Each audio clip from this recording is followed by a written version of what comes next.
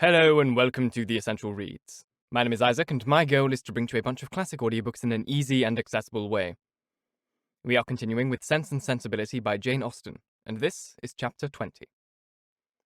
As the Miss Dashwoods entered the drawing room of the park the next day at one door, Mrs. Palmer came running in at the other, looking as good-humoured and merry as before.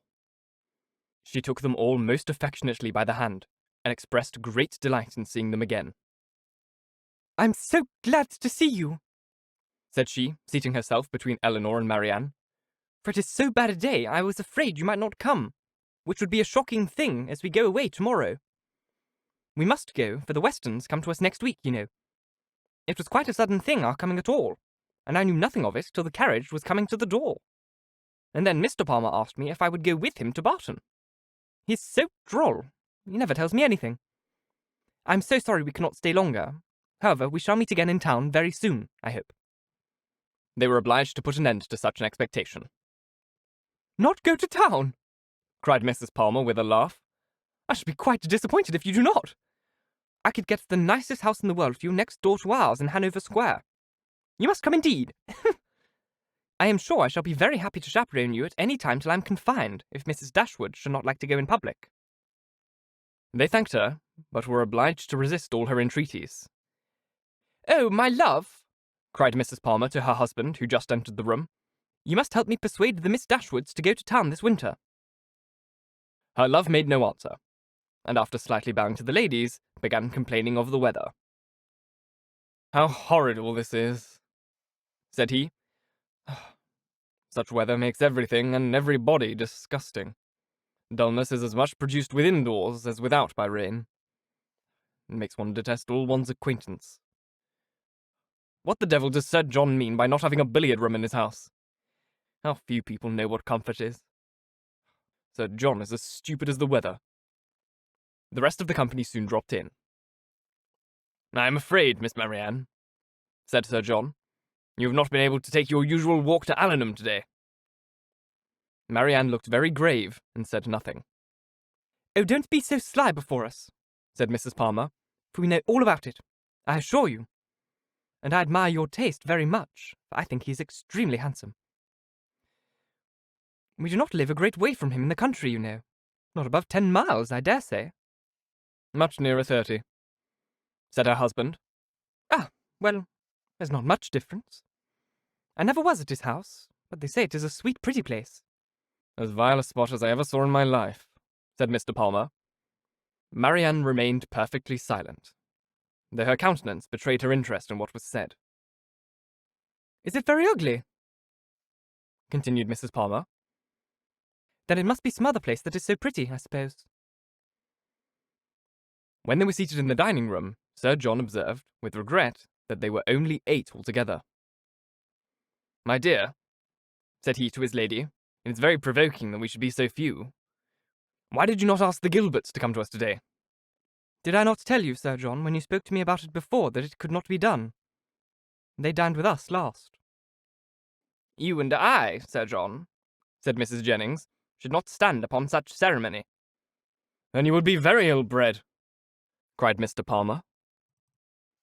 "My love, you contradict everybody," said his wife with her usual laugh. "Do you know that you are quite rude?" "I did not know I contradicted anybody in calling your mother ill-bred." "Aye, you may abuse me as you please," said the good-natured old lady.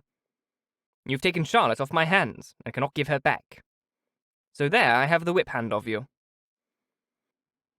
Charlotte laughed heartily to think her husband could not get rid of her, and exultingly she said she did not care how cross he was to her, as they must live together. It was impossible for anyone to be more thoroughly good-natured or more determined to be happy than Mrs. Palmer. The studied indifference, insolence, and discontent of her husband gave her no pain, and when he scolded or abused her, she was highly diverted. "Mr. Palmer is so droll," said she in a whisper to Elanor. "He's always out of humour." Elanor was not inclined, after a little observation, to give him credit for being so genuinely and unaffectedly ill-natured or ill-bred as he wished to appear. His temper might be a little soured by finding, like many others of his sex, that through some unaccountable bias in favour of beauty, he was the husband of a very silly woman. because she knew that this kind of blunder was too common for any sensible man to be lastingly hurt by. It was rather a wish of distinction, she believed, which produced his contemptuous treatment of everybody and his general abuse of everything before him. It was the desire of appearing superior to other people. The motive was too common to be wondered at, but the means, however they might succeed by establishing his superiority in ill-breeding, were not likely to attach anyone to him except his wife. "Oh, my dear Miss Dashwood," said Mrs. Palmer soon afterwards, "I've got such a favour to ask of you and your sister. Will you come and spend some time at Cleveland this Christmas? Now pray do, and come while the Westons are with us. You cannot think how happy I shall be. It will be quite delightful. My love," applying to her husband, "don't you long to have the Miss Dashwoods come to Cleveland?" "Certainly," he replied with a sneer. "I came into Devonshire with no other view." "Now there," said his lady. "you see Mr. Palmer expects you, so you cannot refuse to come." They both eagerly and resolutely declined her invitation. "But indeed you must and shall come. I'm sure you will like it of all things.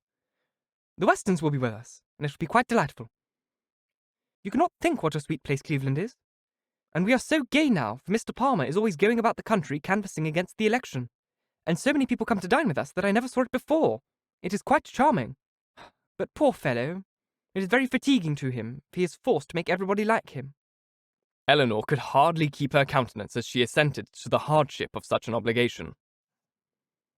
"How charming it will be," said Charlotte, "when he is in Parliament. Won't it? How I shall laugh!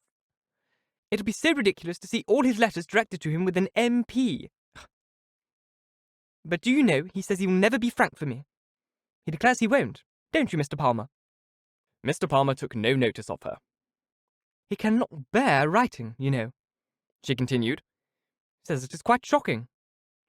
"No," said he, "I never said anything so irrational. Don't palm your abuses of language upon me." "There now, see how droll he is. This is always the way with him. Sometimes he won't speak for half a day altogether, and then he comes out with something so droll. All about anything in the world." She surprised Elanor very much as they returned to the drawing-room by asking her whether she did not like Mr. Palmer excessively. "Certainly," said Elanor. "He seems very agreeable."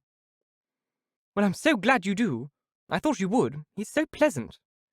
And Mr. Palmer is exceedingly pleased with you and your sisters, I can tell you. And you can't think of how disappointed he will be if you don't come to Cleveland. I can't imagine why you should object to it." Elanor was again obliged to decline her invitation, and by changing the subject, put a stop to her entreaties.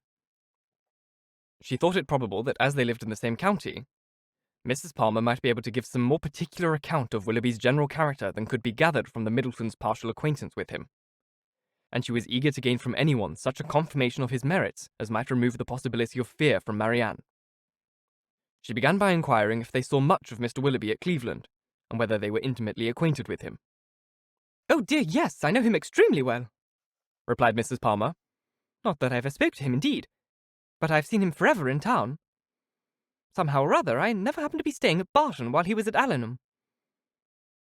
Mamma saw him here once before, but I was with my uncle at Weymouth. However, I dare say that we should have seen a great deal of him in Somersetshire, if it had not happened unluckily that we should never have been in the country together. He's very little at Combe, I believe, but if he were ever so much there, I do not think Mr. Palmer would visit him, for he is in the opposition, you know. And besides, it is such a way off. I know why you inquire about him very well. Your sister is to marry him. I'm monstrously glad of it, for then I shall have a neighbour, you know." "Upon my word," replied Elanor, "you know much more of the matter than I do if you have any reason to expect such a match." "Don't pretend to deny it, because you know it's what everybody talks of. I assure you I heard of it on my way in through town." "My dear Mrs. Palmer." "Upon my honour I did. I met Colonel Brandon Monday morning in Bond Street, just before we left town, and he told me of it directly." "You surprise me very much. Colonel Brandon tell you of it? Surely you must be mistaken. To give such intelligence to a person who could not be interested in it, even if it were true, is not what I should expect Colonel Brandon to do. But I do assure you it was so for all that. And I will tell you how it happened. When we met him, he turned back and walked with us, and so we began talking of my brother and sister and one thing and another. And I said to him, "So, Colonel, there is a new family come to Barton Cottage, I hear. And Mamma sends me word that they are very pretty, and one of them is going to be married to Mr. Willoughby of Combe Magna. Is it true, pray? For of course you must know, as you have been in Devonshire so lately." And what did the Colonel say? Oh, he did not say much, but he looked as if he knew it to be true. So, from that moment, I set it down as certain. It will be quite delightful, I declare. When is it to take place? Mr. Brandon was very well, I hope? Oh, yes, quite well, and so full of your praises. He did nothing but say fine things of you. I am flattered by his commendation. He seems an excellent man, and I think him uncommonly pleasing. So do I. He's such a charming man that it is quite a pity he should be so grave and dull. Mamma says he was in love with your sister, too. I assure you it was a great compliment if he was, for he hardly ever falls in love with anybody. Is Mr. Willoughby much known in your part of Somersetshire? Said Elanor. Oh, yes, extremely well. That is, I do not believe many people are acquainted with him, because Combe Magna is so far off. But they all think him extremely agreeable, I assure you. Nobody is ever more liked than Mr. Willoughby wherever he goes. So you may tell your sister. She is a monstrously lucky girl to get him, upon my honour. Not that he is much more lucky in getting her, because she is so very handsome and agreeable that nothing can be good enough for her. However, I don't think her hardly at all handsomer than you, I assure you. For I think you are both excessively pretty, and so does Mr. Palmer, too, I am sure. Though we could not get him to own it last night. Mrs. Palmer's information respecting Willoughby was not very material, but any testimony in his favour, however small, was pleasing to her. "I am so glad we are got acquainted at last," continued Charlotte, "and now I hope we shall always be great friends. You can't think how much I longed to see you. It is so delightful that you should live at the cottage. Nothing can be like it, to be sure. And I am so glad your sister is going to be well married. I hope you will be a great deal at Combe Magna.